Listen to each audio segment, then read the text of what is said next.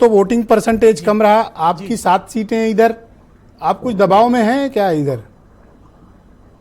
ब्रिजेश जी, जैसा मैं कह रही थी ना कि एक जागरूक नागरिक होने के नाते भी एक चिंता का विषय है वोट परसेंटेज जब कम होता है, क्योंकि एक कहते हैं ना कि हेल्दी डेमोक्रेसी के लिए वोट परसेंटेज हमेशा ज्यादा होना चाहिए। ज्यादा से ज्यादा लोगों को अपना इस मत का अधिकार का प्रयोग करना चाहिए। जिसको भी डालना है वो आपकी इच्छा है, कोई कनपटी पे बंदूक रख के तो किसी से वोट डलवाता नहीं है।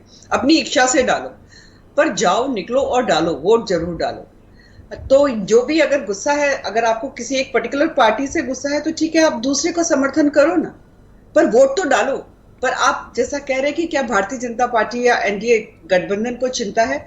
जी नहीं। इस बार आप देखिएगा कि हम पहले से जो जो सीटें हारी हुई थी उस पे भी हम जीत हासिल करते हुए नतीजे लेकर आएंगे, क्योंकि जनता को डबल इंजन सरकार पर विश्वास है। यहाँ तो अगर सामने देखा जाए तो कंफ्यूजन ही कंफ्यूजन है। हाँ, अगर जो बीएसपी है वो अपनी बात कह रही है, हाँ, समाजवादी पार्टी कहती है कि समाजवादी पार्टी को जिताओ, वो नहीं कह रहे हैं कि इस गठबंधन को, इंडी गठबंधन को जिताओ, वो कहते हैं समाजवादी पार्टी को जिताओ। कांग्रेस वाले कहते हैं कांग्रेस पार्टी को जिताओ।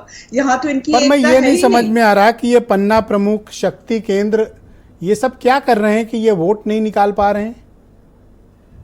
जो निकला है, जी, जो निकला है वोट, उसमें जो मेजॉरिटी है वो एनडीए गठबंधन को वोट करने के लिए ही निकला है, क्योंकि जो कार्यकर्ता हैं हमारे, उन्होंने जमीन पे बहुत मेहनत करी है, डोर टू डोर कैंपेनिंग करी है, एक एक व्यक्ति से जुड़ाव रखा है।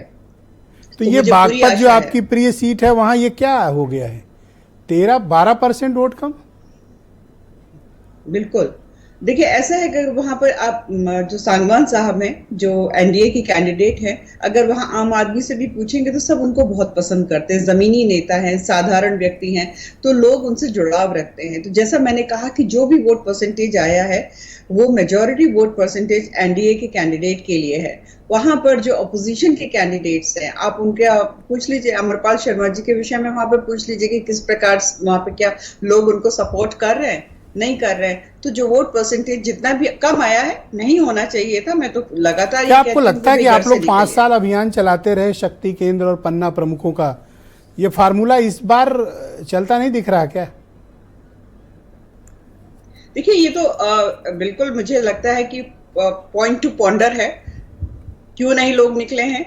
निकलना चाहिए। ये सभी राजनीतिक दलों का ये बिल्कुल इनको सोचना चाहिए। निकल तो रहे हैं। अभी शादाब भाई बता रहे थे कि ऐसे ऐसे बूथ हैं 100% मतदान हो रहा है। मैडम, ये तो देखिए, जब सारी चीजें सामने आएंगी तब मैं इसके ऊपर टिप्पणी करूंगी।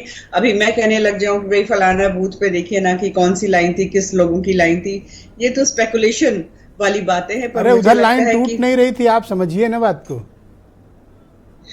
मैं तो एक ही बात समझती हूँ, ये जो भी नतीजे आने वाले हैं ये एनडीए के पक्ष में आने वाले हैं। अरे उधर लाइन लगी है तो आपको कैसे वोट, मतलब ये आपको चिंता? देखिए, अभी इन्होंने एक बात कही ब्रजेश जी, इन्होंने कहा कि महिलाओं में बहुत उत्साह था, मुस्लिम महिलाओं में उत्साह था। मैं तो इसको पॉजिटिव लेती हूँ एनडीए के लिए।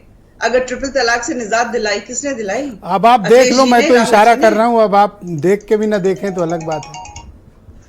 नहीं, मैं तो ये कह रही हूँ, मुस्लिम बहन बेटियां जो हैं वो वोट करेंगी तो वो मोदी जी के लिए वोट करेंगी। मोदी जी उनके लिए खड़े हुए। बहुत शुक्रिया। मैं डिबेट को आगे बढ़ाऊंगा। फखरुल